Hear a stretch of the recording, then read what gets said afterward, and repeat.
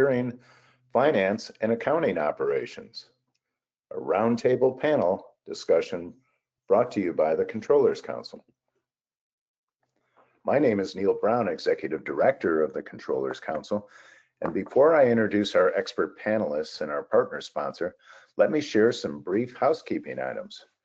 First, this webinar is CPE eligible with 4 polling questions, so please answer each poll. If not CPE, please answer to benchmark your peers.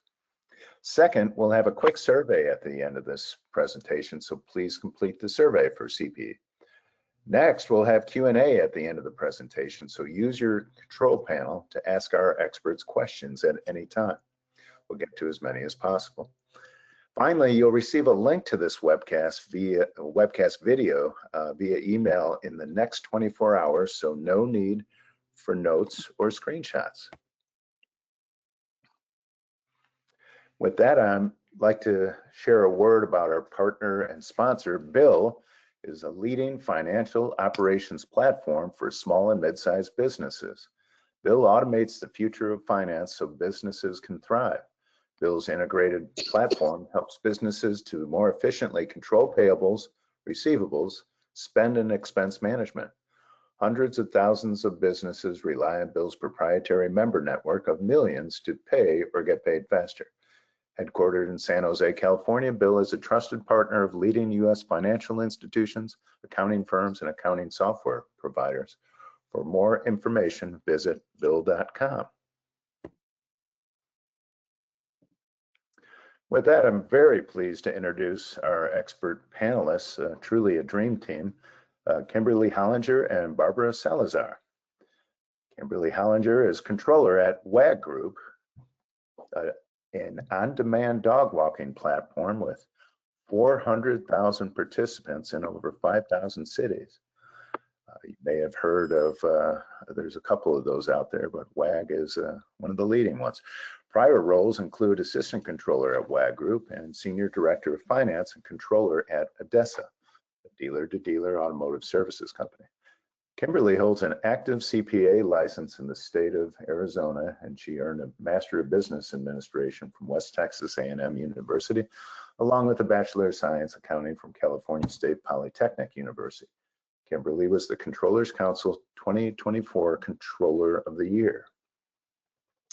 Next, Barbara Salazar is CFO at The Unity Council, a nonprofit social equity development corporation with a 50-year history in the Fruitvale neighborhood of Oakland. Prior roles include CFO at 7X Group, CFO at E2 Consulting Engineers, and Vice President of Finance at Grid Dynamics. Barbara began her career as an audit manager at PwC. Her volunteerism includes the board of Gimli Medical Missions, Women in Technology, and the American Red Cross. Barbara earned an MBA from Stanford University with a certificate in global management and public management. She's also a licensed CPA in California. Kimberly and Barbara, welcome. Thank you for coming today. Hello, great to be here. Great to be here, Nell. Thank you, thank you. Well, let's get right to our panelist questions, and the first one's super easy. Please tell us a little bit about yourself, Kimberly, about yourself, your company, and your finance and accounting department. Kimberly, why don't you start, please? Yes, absolutely. So WAG Group, as mentioned, we are striving to be the #1 on-demand pet services platform. So we're looking to be that #1 partner for matching pet parents with pet caregivers, anything from walks to sitting and boarding, grooming, anything in the pet space. We want to connect the parties together and be that marketplace. My accounting and finance department, we handle everything, so we aren't siloed. We're a relatively smaller company, so because of that, we have one core team that handles FP&A, GL accounting, financial reporting, internal controls, the whole suite, M&A. So I have a team of 7, including myself, and then the CFO above me. Nice, thank you. Barbara, yourself, a new role, correct? Yes, it's a new role, Nell. The Unity Council has over 70 years in mission, in Fruitvale neighborhood of Oakland. The company is leading nonprofit company. I honestly don't know any other nonprofit which does as much. So we provide services for children, for seniors. We also develop and build housing for low income residents. We also do property management of multiple buildings here in Oakland. So very diverse, very complex accounting as a result of that, because you have property development, property management, in addition to all those services that we perform. Right now, after restructuring, there are over 350 people, and finance and accounting over 20 people. We do our financial planning and analysis is separate from finance and accounting, and it's under me, but we work like very close, right? We do operate with property development with multiple banks, so there is a lot of emphasis on cash management, on treasury, and I manage this amazing function. And of course, IT technology is under me, because right now we are implementing technology to ensure all the financial processes compliance. Neat. Well, thank you. That sounds like a pretty big nonprofit. So that's interesting, because you Very really complex.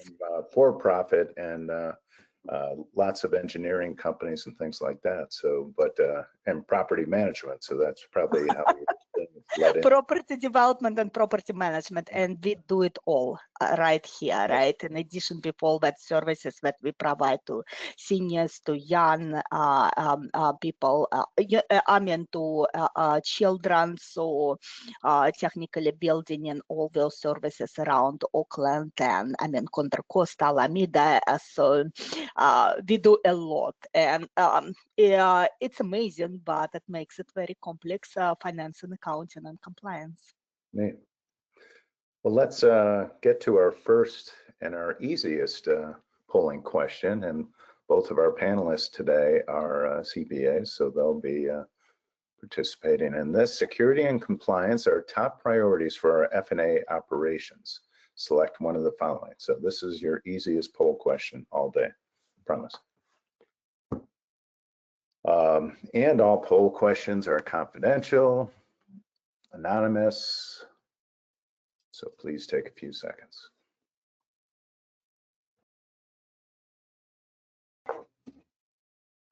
Now, most of our poll questions will lead into our panel questions as well, except this one. So.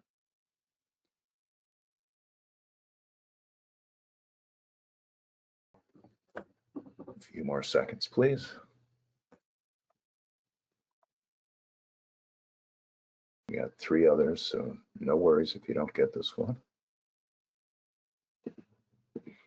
So I'm going to share the results. Not surprisingly, 54% agree, and another 38% strongly agree. So only 2% disagree, or 1% strongly disagree, and 5% don't know. So huge majority, security and compliance, top priorities. So no surprises here. We won't talk about that too much, because we're going to drill into security and compliance quite a bit more with our second panel question. What are your roles and responsibilities regarding security, compliance, and preparation for internal or external audits? Barbara, why don't you take that first? Oh, totally, Nell.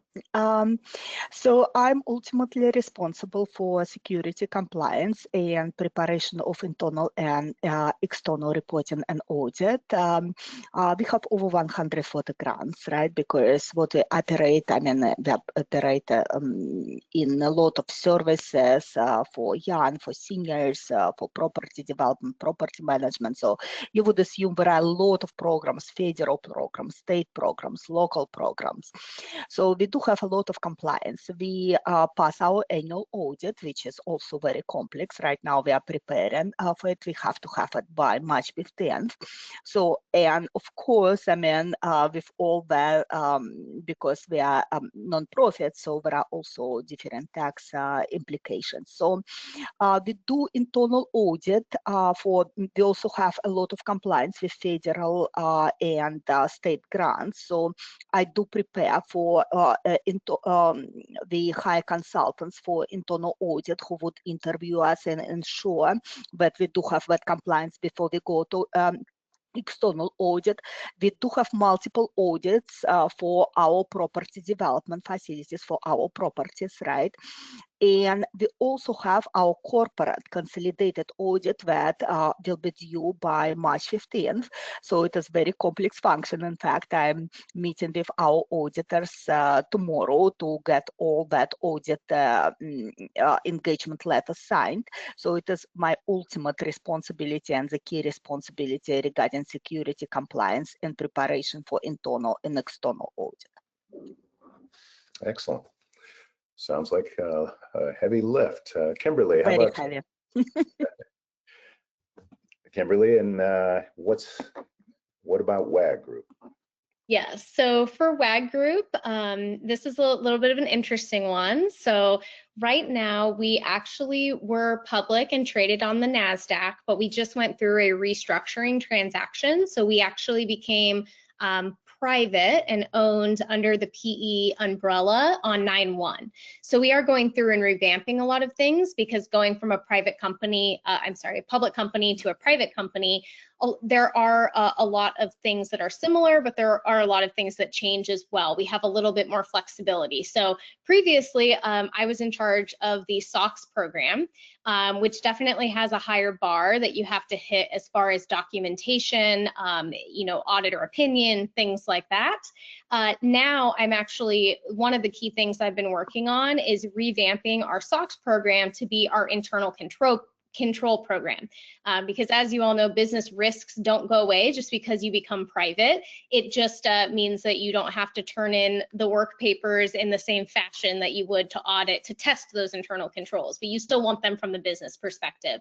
So we've been really working through, going through and analyzing and evaluating all of our control programs to decide if it's in scope, out of scope, if it makes sense, if we want to enhance that control in any way. So been going through that, but ultimately I'm in charge of the internal control program, and then also responsible for the key point of contact with our external auditors to get a clean audit opinion at year end.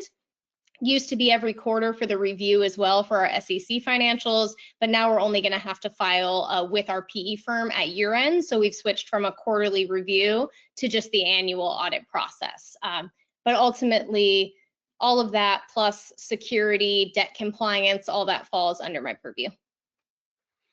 Wow, interesting transitions in your company. Lots of fun. Thank you for that. Yeah.